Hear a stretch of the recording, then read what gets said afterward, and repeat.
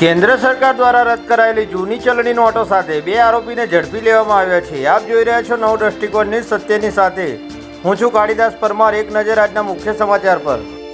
કેન્દ્ર સરકાર દ્વારા વર્ષ 2016માં કરાયેલી નોટબંધીને લાંબો સમય વીતી ગયો હોવા છતાં પણ કરોડો રૂપિયાની જૂની ચલણી નોટો કાળા નાણાં સ્વરૂપે બજારમાં ફેરવવાનો કે કમિશનથી વટાવવાનો કારસો ચાલી રહ્યો હોવાનું જીવંત પુરાવો અમદાવાદમાંથી સામે આવ્યો છે। જેમાં રામોલ પોલીસ સ્ટેશનના પીઆઈ અને સર્વેલન્સ સ્ટાફને બાતમી મળી હતી કે રબારી કોલોની 4 રસ્તા પરથી 2 શખ્સો જૂની રદ થયેલી કરન્સી નોટો સાથે પસાર થવાના છે। જેના આધારે પોલીસે વોચ ગોઠવી ભરતસિંહ મહિડા અને મેરાજુદ્દીન ખાનને રોકીને તપાસ કરતા તેમની પાસેથી રદ કરાયેલી જૂની 500ના દરની નોટોના બંડલ મળી આવ્યા હતા।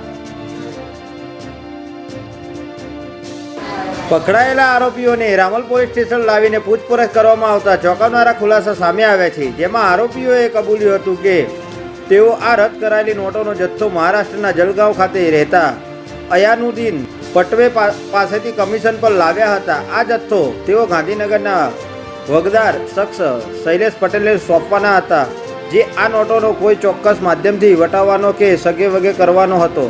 તે પહેલાં જ રામોલ પોલીસે આરોપીઓને ઝડપી લઈ તેમની પાસેથી 39 લાખ રૂપિયાની કિંમતની જૂના દરની ચલણી નોટો કબજે કરી લીધી છે।